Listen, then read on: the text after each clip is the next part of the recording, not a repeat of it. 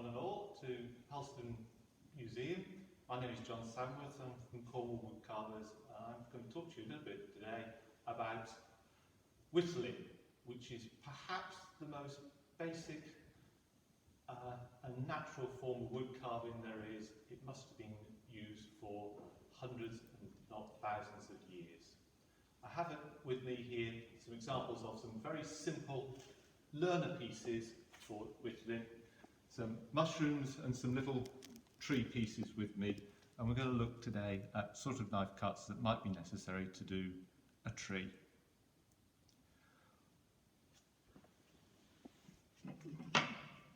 For this sort of exercise, you only need a stick, literally a piece of wood cut from the hedgerow.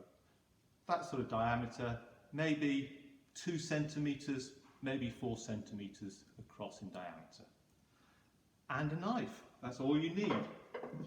There's selections of knives, lots of different knives on the markets. Choose something that's suitable for yourself.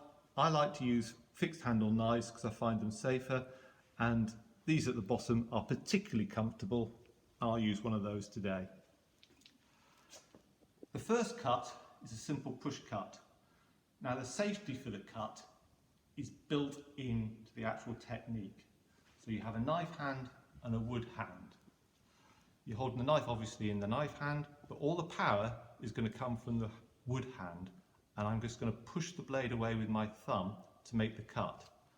And because the only movement is coming from my pushing thumb, that is as far as the knife will travel, so the chances of me cutting myself are all but nil. And you're simply working around, twisting the wood as you go, and effectively you're pencil sharpening.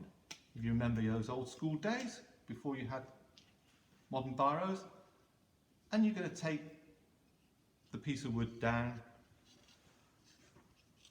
to a nice little point and have something like about 5 or 6 centimetres length here for a tree.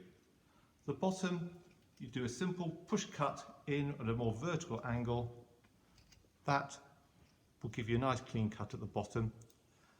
Then if you reverse the knife, now this is where you change in your cut technique, the power is going to come this time from the knife hand by squeezing to make a fist.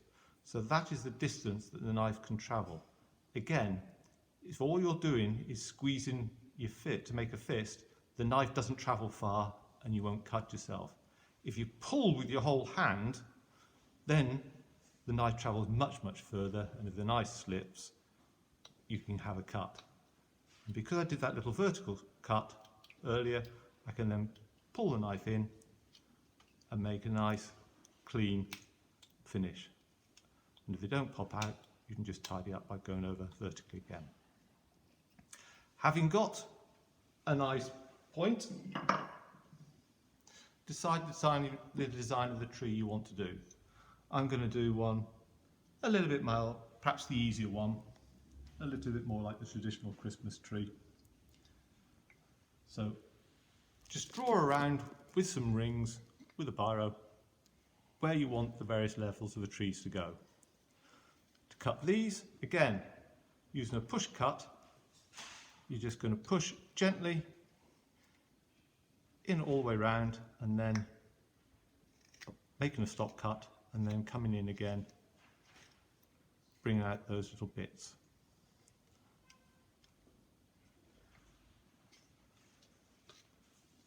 I find in small groups, whittling is a lovely pastime hobby, because it's a very sociable hobby, in that while you're working here, you can quite happily chat along and have a conversation with your friends. What my wife might call whittle and waffle.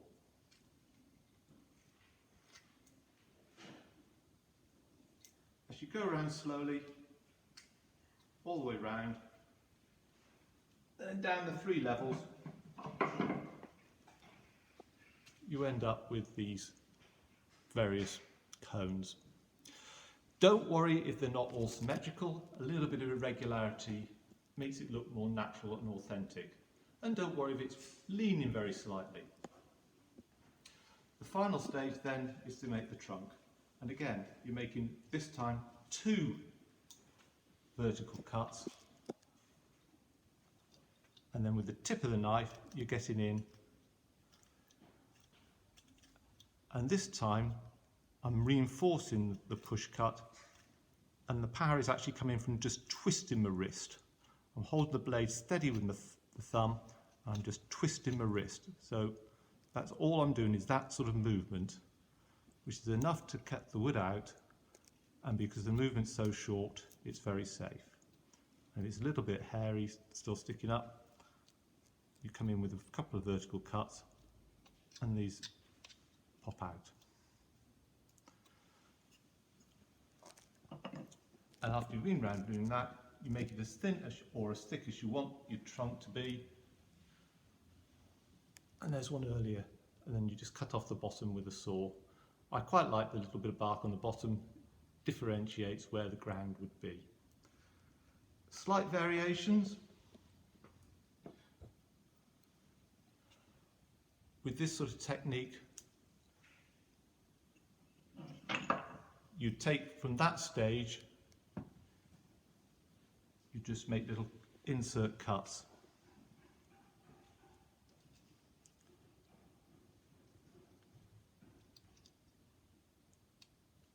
And little triangles pop out. And they form the little deep hollows of the various branches as they low down.